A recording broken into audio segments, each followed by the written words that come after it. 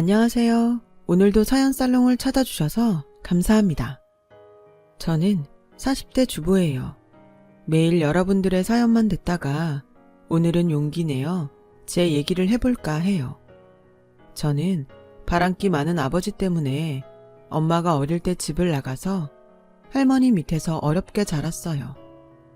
할머니는 분식집을 하시며 저를 돌보셨는데 매일 가게 일에 치이시다 보니 힘이 붙이셨는지 저한테도 짜증을 많이 내셨어요. 어릴 땐 그런 할머니가 무섭고 혼날까봐 두려웠죠. 할머니는 그나마 저 혼자라 거두는 거라고 늘 툴툴대셨어요. 아버지는 다른 여자와 살림 차리고 할머니는 무섭고 그런 환경에서 자란 저는 늘 외로웠어요. 중학교 때부터는 한시라도 빨리 돈을 벌어서 집을 나가고 싶었고요. 공부보다는 무조건 독립이 먼저였어요. 저는 빨리 일을 시작할 수 있는 것들을 찾다가 메이크업을 발견했죠. 제가 원래도 그림 그리는 걸 좋아했거든요. 미술 시간에는 선생님들이 제 그림을 앞에 걸어 놓으시곤 했죠. 메이크업을 배워야겠다고 생각한 게 고3 때였어요. 처음에는 할머니 화장품으로 몰래 연습을 하다가 안 되겠어서 학교 끝나고 알바를 해서 돈을 모아 화장품을 샀어요. 처음에는 눈썹도 삐뚤빼뚤 그렸는데 점점 잘 그리게 되더군요. 실력이 느는 만큼 화장을 다 하고 나면 얼굴도 확 예뻐 보였고요. 저는 그게 너무 재밌었어요. 하지만 할머니한테 말할 용기는 나지 않아서 일단 화장품을 감춰놓고 조심하면서 연습했죠. 동네 다니던 미용실에서 철 지난 잡지를 하나씩 갖다 놓고 열심히 연습했습니다. 그런데 조그만 집에서 숨겨지면 얼마나 숨겨지겠어요. 게다가 너무 화장을 했다 지웠다를 반복해서 피부가 망가졌거든요. 할머니는 여드름이 심해진 거냐며 약국에서 약을 사다 바르라고 하시더라고요. 그러다가 제가 숨겨놓은 화장품들을 발견하셨죠. 너 이게 다 뭐냐? 웬 화장품들이야? 그러니까 그게 왜 말을 못해? 훔친 거야? 아니 할머니, 내가 돈 벌어서 산 거야. 이게 뭔데? 너 요즘 피부 뻘건 게 이것 때문이냐? 저는 결국 메이크업 공부를 하고 있다고 다 털어놓았어요. 할머니 화장품으로 조금씩 연습하다가 안 되겠어서 알바를 했던 것도요. 할머니는 아무 말씀 없이 제 얘기를 다 들으시고는 화장품을 도로 다 넣어 놓으셨어요. 그러고는 어디로 전화를 하시더라고요. 이 망할 놈아, 네 새끼는 제대로 펴보지도 못하고 돈 벌겠다고 지가 애를 써서 화장인가 배운다더라. 넌 거기서 여자랑 배 두드리며 잘 사냐? 어째 네 새끼 한 번을 안 들여다보냐? 내 속으로 널 낳았지만 보다 너 같은 애비는 처음 본다 이 천하의 몹쓸 놈아. 몹쓸 네 애비도 너 같진 않았어 이 나쁜 놈아. 할머니는 아버지한테 전화를 하셨던 거예요. 그렇게 실컷 욕을 퍼부으시고는 수화기를 탁 내려놓으시더니 저를 데리고 피부과에 가셨어요. 선생님, 얘가 혼자 화장을 배운다고 하다가 일이 됐는데 아직 어린애 피부가 이래서야 쓰겠습니까? 꼭 좀 고쳐주세요. 저는 그 말에 눈물이 핑 돌았어요. 절 미워해서 맨날 화만 낸다고 생각했던 할머니가 이렇게 저를 생각하고 계셨다니 정말 감동이었죠. 할머니는 의사 선생님한테 제일 좋은 약으로 달라고 당부하셨어요. 그리고 집에 돌아와 저를 앉혀놓고 이렇게 말씀하시더라고요. 네가 제대로 된 부모 밑에서 자랐으면 그림 공부해서 대학 갈 생각했을 텐데 할머니는 그림 공부시킬 돈이 없어 이런 생각했나 그런 마음이 들었다. 이게 다 내가 자식을 잘못 키워서 이렇게 된 거다. 할미가 미안하다. 아니 할머니, 나 할머니 없었으면 고아원에 갔을 거야. 그리고 오늘 병원 데려가줘서 섭섭한 거 다 풀렸어 할머니. 사랑해. 할머니는 갑작스러운 제 사랑 고백에 웃으셨어요. 그리고 다음날 어디서 알아보신 건지 저에게 메이크업 학원 명함을 주시고는 여기 가서 어떻게 배우는지 알아보라고 하시더군요. 할미가 너 학원비는 내줄라니까 걱정하지 말어.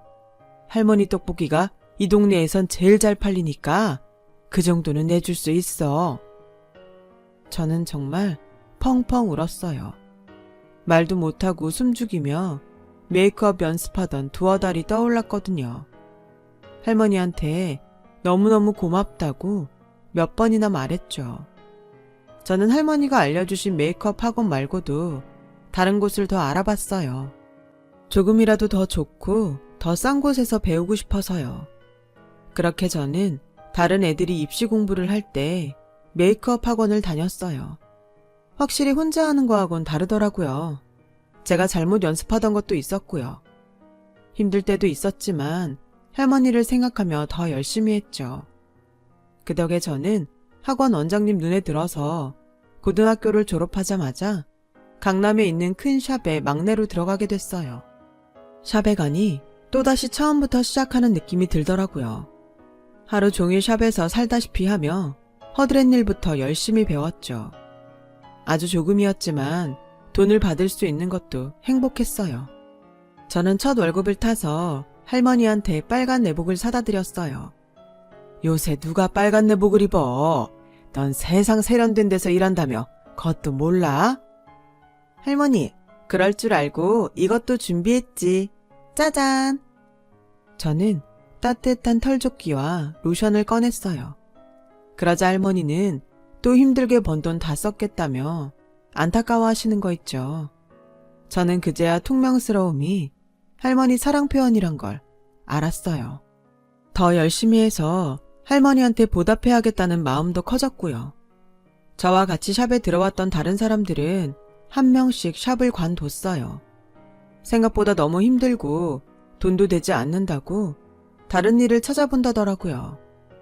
저는 다른 일은 생각해 본 적이 없어서 어떻게든 버텨야 했어요. 그렇게 쉬는 날도 거의 없이 일한 덕분인지 저는 점점 위로 올라갔고 아티스트라고 새겨진 제 이름표를 다는 날이 왔어요. 드디어 당당한 메이크업 아티스트가 된 거예요. 저는 그날 할머니를 모시고 시내에 나가서 맛있는 걸 먹었어요. 할머니는 저보고 몇 번이나 대견하다고 하셨죠. 네 애비 잘한 게 너 낳은 거 딱 그거 하나 있구나. 네가 네 애비보다 100배 1000배 낫다. 날 이런 데 다 데려오고. 할머니, 앞으로 더 좋은 데 많이 갈 거니까 건강해야 돼. 아프지 말고. 너 고등학교 졸업하면 집 나간다고 했잖아. 맨날 일기장에 글에 써놓고. 그걸 다 봤어? 할머니, 남의 일기장 막 보고 그러는 거 아니지? 할머니랑 저는 그렇게 예전의 섭섭함을 다 털어버리고 좋은 시간을 보냈어요. 샵에서도 점점 자리를 잡게 되었고요. 제가 일에 몰두해서 살 동안 10년이라는 세월이 흘렀어요. 할머니는 많이 쇠약해지셔서 분식집을 그만두셨죠. 제가 버는 돈으로 할머니와 제가 먹고 사는데 어려움은 없었어요. 그러던 어느 날이었어요. 샵에 오는 스타일리스트 한 분이 저한테 남자를 소개시켜주고 싶다는 거예요. 아는 오빠인데 잘 어울릴 것 같아서요. 가벼운 마음으로 만나봐요. 저도 언젠가 좋은 남자를 만나서 결혼하고 싶다는 생각은 하고 있었지만 이렇게 갑자기 누가 소개팅을 주선해주니 얼떨떨한 기분이 들었어요. 좀 망설여지기도 했는데 문득 할머니가 하시던 말씀이 떠올랐어요. 네 애비가 개차반이었다고 세상 남자들 다 그럴 거라고 생각하지 말고 너도 좋은 사람 잘 골라서 재밌게 살 생각을 해야지. 그래, 일단 만나보는 거야. 그래야 어떤 사람인지 알 수 있지. 저는 소개해주는 분께 만나보겠다고 하고 약속을 잡았어요. 그렇게 전 지금의 남편을 만나게 되었답니다. 남편은 연예 기획사에 있었는데 주로 연예인들 해외 스케줄을 담당한댔어요. 말수도 적고 멋쩍어 하는 면이 있어서 절에서 기획사 일을 어떻게 하나 싶었는데 소개해준 분이 여자들 앞에서나 그렇지 일할 때는 안 그렇다고 하더라고요. 저는 그 말을 듣고 조금씩 마음이 가기 시작하더군요. 아버지가 너무 여자들 마음도 잘 알고 말도 잘해서 여자들이 아버지를 잘 따른다는 말을 들은 적이 있거든요. 저는 남편이 그런 점에서 아버지와 다른 것 같아 마음을 열기 시작한 것 같아요. 남편은 뭐랄까 투박하지만 믿음이 가고 따뜻한 데가 있었죠. 그런 점을 회사에서도 좋게 보는 것 같았고요. 제이씨, 저는 자기 일에 충실한 사람을 만나고 싶었어요. 그런데 제이씨가 딱 그런 사람이네요. 저는 그래서 제이씨가 제 마음을 받아주면 참 좋을 것 같습니다. 같이 살면서 실망하는 부분도 있겠지만 허튼 실수는 절대 안 할 자신 있어요. 저랑 결혼해주세요, 제이씨. 아니, 결혼합시다. 지금 생각하면 참 남편다운, 담백하고 솔직한 프로포즈였어요. 저는 다른 고민은 없었지만 결혼하고 일하는데 지장이 생길까봐 그건 좀 걱정이 됐어요. 저는 제가 하는 일이 재미있었거든요. 연예인들이 제가 해준 메이크업으로 사람들 앞에 서는 것도 보기 좋았고요. 남편은 저의 이런 마음을 다 알아차린 것 같았어요. 제이씨, 일은 걱정하지 말아요. 계속 일할 수 있도록 저도 같이 다 도울 겁니다. 저도 제이씨 일하는 거 보기 좋아요. 그 말에 저는 남편과 결혼하기로 마음 먹었어요. 할머니는 제가 남편과 결혼할 거라는 말을 듣고 무척 기뻐하셨어요. 됐다, 됐어. 내가 눈 감기 전에 너 꼭 드레스 입은 거 보고 싶었는데 내 소원이 이렇게 이루어지다니 하늘에 너무 감사하구나. 너한테도 고맙고. 할머니, 내가 감사하지. 여태까지 나 이렇게 키워주셨는데 다 큰 손녀 아침 챙겨주는 할머니가 또 어딨겠어. 나는 할머니 밥심으로 살았어. 할머니는 그렇게 말하는 제게 고마워하면서도 걱정을 하시더라고요. 남자 쪽에서는 부모가 다 나올 텐데 너는 나만 있어도 되겠냐? 그럼 할머니만 있으면 되지 누가 더 필요해. 난 괜찮아. 하지만 할머니는 마음이 쓰이셨던 모양이에요. 그리고 제가 다음날 일을 하러 간 사이에 아버지한테 전화를 거신 거죠.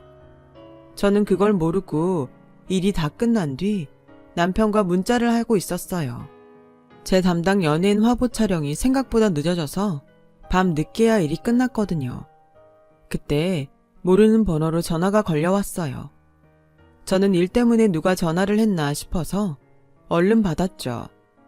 그랬더니 처음 듣는 나이 든 여자 목소리가 들렸어요. 여기 보문동이야. 니네 아버지 집. 저는 깜짝 놀랐어요. 전화를 한 사람은 지금 아버지와 같이 사는 아줌마였어요. 아버지하고 같이 산 지 5년 정도 됐다고 하시더라고요. 네 할머니가 너 결혼하는 것 때문에 전화하셨나 본데 우린 한 푼도 못 보태준다. 진짜 열이 받더라고요. 아주머니, 뭐 착각하신 모양인데 할머니 그런 것 때문에 전화하실 분 아니세요. 아니면 왜 여태 가만히 있다가 갑자기 전화를 해서 사람을 불편하게 해. 그러니까 너한테 확실하게 답을 받아야겠다. 넌 결혼해도 우리한테 아무 도움도 안 받는 거다. 저는 너무 기분 나빠서 절대 그럴 일은 없을 거라며 전화를 확 끊었어요. 속에서 울분이 확 치밀어 오르더군요. 정말 뭐 저런 사람들이 다 있나. 아버지는 대체 어떻게 사람을 이런 취급하나. 집에 가는 내내 저는 화가 머리 끝까지 나서 속으로 별욕을 다 했어요. 집 앞에 다 온 저는 할머니를 생각해서라도 화를 가라앉혀야 했죠. 때마침 남편한테 집에 잘 도착했냐며 전화가 왔더라고요.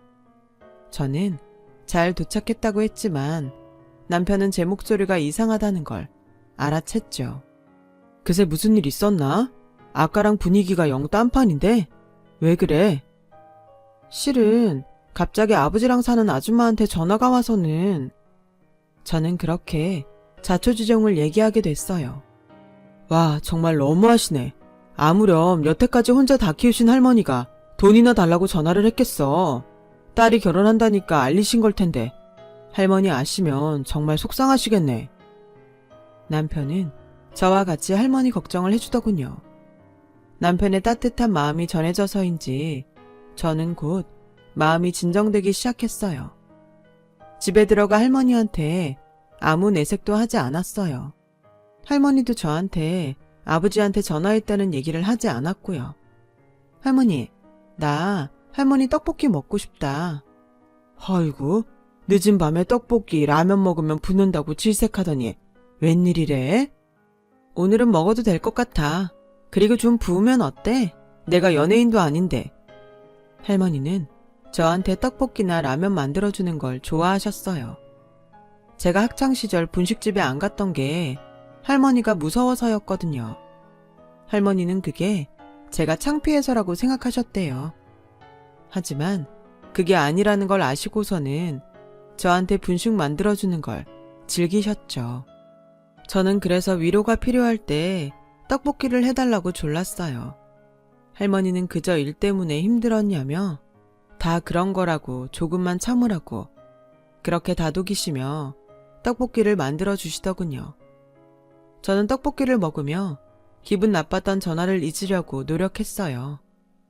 남편은 제게 결혼식장에 할머니만 계셔도 충분하다고 괜찮다고 했고요. 남편 부모님도 성품이 좋으신 분들이어서 저를 잘 이해해 주셨어요. 저와 남편은 결혼 날짜를 잡고 하나씩 준비를 해 나갔죠. 둘 다 바쁜 일이라서 서로 시간을 맞춰 웨딩 사진을 찍고 드레스와 양복을 맞추고 하는 게 여간 어려운 게 아니더라고요. 가끔 너무 시간이 안 맞아서 좀 다툴 때도 있었지만 그래도 금방 풀고 화해했죠. 그렇게 눈코 뜰 새 없이 바쁜데 어느 날 집에 가보니 아버지가 와 계셨어요. 저는 어릴 때 보고 처음 보는 거라 처음엔 잘 알아보지 못했어요. 생각했던 것보다 얼굴에 윤기도 자르르 흐르는 게 좋아 보이더군요. 아유, 임마. 그래도 친아버지인데 어떻게 얼굴을 기억 못하냐, 사람 섭섭하게. 아버지 말에 할머니는 벌컥 성을 내셨어요. 말은 똑바로 해야지, 이놈아. 네가 애한테 섭섭하단 말이 나와? 어머니, 그래서 지금 왔잖아요. 딸내미 시집 간다는데 애비 노릇은 해야지요. 아버지는 아주 후회한다는 듯 오그라드는 표정을 지으며 한숨을 내쉬셨어요. 제 속에서는 여러 가지 감정이 막 교차했어요. 그리고 전에 아줌마가 전화로 한 얘기와 아버지 태도가 달라서 헷갈렸고요. 그런 제게 할머니가 옆에 앉으라며 제 손을 잡으셨어요. 나도 네 애비 꼴 보기 싫은데 너는 오죽하겠어. 그래도 결혼식에 애비 손은 잡고 들어가야지. 일단 그것만 생각하자. 결혼식 잘 치르는 거. 저는 별 수 없이 알겠다고 했어요. 그리고 또 다시 결혼 준비로 바쁜 날들이 지나갔죠. 그러다가 한복을 맞추러 가는 날이 됐어요. 저는 할머니와 시어머니와 만나기로 한 약속 장소까지 나갔어요. 시어머니께 막 인사를 드리고 샵으로 가려는데 아버지한테서 전화가 왔어요. 그러더니 무작정 아주머니를 바꾸시더군요. 그런데 그 아주머니가 하는 말이 정말 기가 막혔어요. 원래 우리가 가야 되는데 어디서 하는지 가르쳐주지도 않고 해서 네 아버지랑 내 사이즈 부를 테니까 그대로 받아 적어서 전해라. 그게 무슨 말씀이세요? 무슨 사이즈요? 우리도 결혼식에 가려면 입을 옷이 있어야 될 거 아니야. 우린 벗고 가니? 아니요, 그게 아니라 왜 그 옷을 저희가 해요? 제가 그렇게 말하니 아주머니는 펄펄 뛰셨어요. 당신 딸이 지금 뭐라고 하는 줄 알아? 그 옷을 왜 지들이 하냐는데? 이런 대접을 받으면서 우리가 왜 그 결혼식을 가야 돼? 내가 미쳤지 미쳤어. 남의 다 큰 딸 결혼식 가는 거 생각만 해도 피곤한데? 지 도망간 엄마 자리에 서겠다고 하고. 그 말에 저도 화가 나서 뭐라고 하려는데 곧 아버지가 받으셨어요. 제이야, 일륜지 대사에 큰 소리 내서 좋을 거 하나도 없다. 우리도 가는 게 썩 편치 않아. 어머니가 와달라고 하셔서 가는 거지. 그런데 네가 우리한테 이래서야 쓰겠니? 그럼 제가 할머니한테 안 와도 된다고 말씀드릴게요. 제가 열받아서 이를 악물고 말하니까 아버지 태도가 금세 변하더군요. 아니다, 아니야. 아무래도 오해가 있는 모양이니까 한번 만나자. 다 같이 만나서 얼굴도 보고 밥도 먹으면 다 풀리지 않겠니? 글쎄요. 아주머니도 그렇게 생각하실지 모르겠고요. 저는 이대로도 괜찮아요. 이 사람도 같은 생각이야. 좀 다혈질이라 그렇지. 내 다시 전화하마. 아버지는 제가 계속 화를 내니까 얼른 좋게 말을 하고 끊으셨어요. 아무래도 아주머니는 내 결혼식에 돈 들어갈까봐 신경이 쓰이는 건가 싶더라고요. 하긴 저하고 아주머니는 생판 남이니 그럴 수 있죠. 그렇다고 해서 예단 한복을 하는데 당연하게 자기들 것도 하라는 건 너무 경우가 없다 싶었어요. 그리고 며칠 뒤 아버지는 정말 아주머니를 데리고 오셨어요. 원래는 남편하고 가구를 사려고 겨우 빼낸 시간이었거든요. 제가 투덜대니까 남편이 오히려 절 위로했어요. 그래, 자기 속상하겠다. 그래도 어른이 화해하자고 오시는데 어떡해. 기왕 만나는 거니 우리 기분 좋게 밥 먹고 나와서 가구 사자. 진짜 내키진 않았지만 어쩔 수 없었죠. 남편은 아버지와 아주머니에게 깍듯이 예의를 차리며 정성껏 대접을 했어요. 그런 남편을 보니 고맙기도 하고 미안하기도 했어요. 저처럼 가정사가 복잡한 사람 만나지 않았으면 편했을 텐데 그런 맘도 들었고요. 남편 덕에 저희는 모두 식사를 잘 마치고 나올 수 있었어요. 그런데 일은 그날 밤에 벌어졌어요. 저와 남편이 가구를 계약하고 할머니 드린다고 떡을 사서 같이 집에 왔죠. 그런데 대문 밖에서도 뭔가 웅성웅성 소리가 들리더라고요. 이게 무슨 소리지? 누가 왔나? 저는 귀를 기울이고 안에 무슨 일이 있나 들어봤어요. 그랬더니 안에서 아버지하고 아주머니 목소리가 나더라고요. 할머니 목소리도 들렸고요. 그런데 어째 할머니 목소리가 심상치 않았어요. 이거 뭔가 이상한데? 무슨 일 있는 것 같아. 제 말에 남편은 얼른 들어가자며 저를 재촉했어요. 집에 들어갔더니 할머니 방에 세 분이 같이 계시더군요. 할머니는 얼굴이 하얘지셔서 곧 쓰러질 것처럼 보였어요. 할머니, 왜 그래? 어디 아파? 저는 놀라서 할머니 옆에 가서 손을 잡았어요. 그러자 아버지와 아주머니는 머쓱한 표정을 지으며 눈길을 피하더라고요. 장인어른, 무슨 얘기 중이셨어요? 남편이 정중하게 묻자 아버지는 오히려 입을 다무셨어요. 할머니는 제 손을 꽉 잡고 떨고 계셨어요. 저희가 무슨 일이냐고 하자 아주머니가 말을 시작하더군요. 우리 사업 얘기 좀 했어. 분식집짜리 보상금 받으셨길래. 나는 다시 말하지만 보상금으로 다른 일 할 생각 없다. 나 이 집에서 죽을 때까지 먹고 살 것만 남기고 제이 다 줄 거야. 그러자 그제야 아버지가 나섰어요. 어머니, 지금까지 고생만 하셨는데 앞으로 투자하시면서 더 편히 사셔야죠. 그걸 왜 얘를 다 줍니까? 여태껏 키우신 것만도 어딘데. 이게 다 무슨 얘기예요? 할머니가 나한테 무슨 돈을 줘? 투자는 또 뭐고? 저와 남편이 놀라서 눈이 동그래지자 제가 잡고 있는 할머니 손에 힘이 더 꽉 들어가더라고요. 처음부터 이럴 작정이었지? 내가 제 결혼식장 데리고 들어가달라고 그거 하나라도 애비 노릇하라고 그 부탁 들어준 이유가 이거였지? 아이고 어머니, 뭘 또 그것 때문이에요. 지금까지 고생하셨으니 이제 우리한테 다 맡기고 용돈이나 풍족하게 받아 쓰시면서 편하게 사시라고 드리는 말씀인데 그렇게 곡해를 하시면 저희 섭섭합니다. 저는 아버지가 희죽대면서 능글맞게 얘기하는 걸 보자 폭발했어요. 됐어요. 그깟 손 안 잡고 들어가도 돼. 아버지가 할머니한테 고생했다, 편히 살아라, 그런 말할 자격이나 있어요? 제가 학교 졸업하고 입학할 때 한 번이나 와 보셨어요? 할머니 돈 때문에 힘드실 때 들여다보긴 하셨냐고요. 그래놓고 내 결혼식 혼주 노릇을 핑계로 이제 할머니 보상금을 가져가려고 해요? 얘 진짜 버릇없게 컸네. 아주 할머니가 오냐오냐 키우셨구나. 어디다 대고 눈 똑바로 뜨고 대들어 대들게. 너야말로 지금 다 늙은 니네 할머니 돈 욕심나서 이렇게 펄펄 뛰는 거 아니야? 아주머니는 제가 화를 내자 작정한 듯 따박따박 따지셨어요. 저는 정말 화가 나서 돌아버릴 것 같았어요. 그렇게 우리 할머니 생각해서 저한테 전화로 결혼식에 돈 한 푼 못 준다, 그런 말이나 했어요? 아주머니가 뭔데 나하고 할머니한테 이런 말을 해? 진짜 네가 뭔데? 어디서 개가 짖어? 그만들 나가! 제가 고래고래 소리 지르니 할머니는 우시면서 저를 끌어안으셨어요. 우리 손녀 몸 상한다. 그러지 마라. 좋은 일 앞두니까 시샘들을 하는가 보다. 내가 멍청이지, 내가 멍청이야. 이럴 줄 모르고 그런 부탁을 했으니.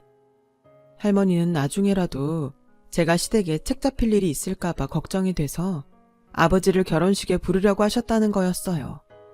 저는 제 걱정만 하시는 할머니 때문에 펑펑 울었어요. 남편은 안 되겠다 싶었는지 수습하려고 나섰어요. 저기 장인어른, 일단 오늘은 돌아가시죠. 그리고 그 투자 계획서 같은 게 있으면 저한테 보내주세요. 저도 보고 투자할 수 있는지 알아보고 싶습니다. 지금 무슨 소리라는 거야? 투자는 무슨 투자? 제가 화를 펄펄 내니까 남편은 진정하라는 신용을 하며 두 사람을 상대했어요. 자네는 말이 통하는 것 같아 다행이네. 내가 집에 가서 바로 자료 다 보내줄 테니 보고 결정하게. 아마 보면 투자하고 싶어서 욕심이 날 거야. 아버지는 끝까지 점잖은 척 거드름을 피우며 아주머니와 일어났어요. 그만들 우세요. 아유, 누가 보면 초장난 줄 알겠네. 그렇게 약 올리는 건지 알 수 없는 말을 하고 나가더라고요. 저는 너무 화가 나서 울다가 할머니 품에서 잠이 들었죠. 그리고 며칠이 지났는데 경찰서에서 전화가 온 거예요. 얼마 전 상가 조성 투자 권유받으셨죠? 그 사람들 사기죄로 걸려서요. 여기 피해자 명단에 있어서 전화드렸습니다. 알고 보니 남편이 아버지한테 받은 투자 계획서를 보고 기획부동산인 걸 알아차리고 기획사 법무팀에 물어봐서 경찰에 신고를 한 거였어요. 그래서 아버지는 아주머니와 다른 기획부동산 사람들과 경찰 추격 끝에 잡힌 거더라고요. 남편은 그저 싱긋 웃으며 이렇게 말했어요. 아무래도 그 아주머니나 장인어른 수상해서 말이야. 뭔가 있구나 싶었거든. 그냥 돈을 가져가려고 하는 것 같지만은 않았어. 남편은 그래도 장인어른인데 어떻게든 빼내야 하지 않겠냐고 했지만 저는 안 된다고 했어요. 나와서 할머니한테 또 무슨 일을 저지를 줄 알고. 난 아무리 내 아빠지만 싫어. 이런 우여곡절 끝에 저희는 나란히 결혼식장에 입장하며 무사히 결혼식을 마쳤답니다. 그렇게 결혼한 지 10년이 넘었네요. 저는 샵을 그만두고 두 애들 챙기느라 바쁘게 살고 있고요. 할머니는 제가 첫 아이를 낳고 다음 해 돌아가셨죠. 제가 행복하게 사는 모습에 이제는 아무런 걱정이 없다시면서 웃으면서 눈을 감으셨어요. 이렇게 얘기를 하고 나니 할머니가 많이 보고 싶네요. 할머니 떡볶이도 먹고 싶고요. 오늘은 할머니한테 갔다 와야겠어요. 제 얘기 들어주셔서 감사합니다. 항상 좋은 인연들이 함께 하시길 바라며 건강하세요. 여러분, 사연 댓글에 응원과 현명한 조언 부탁드려요. 좋아요와 구독은 저에게 큰 힘이 됩니다. 오늘도 좋은 일 가득하세요.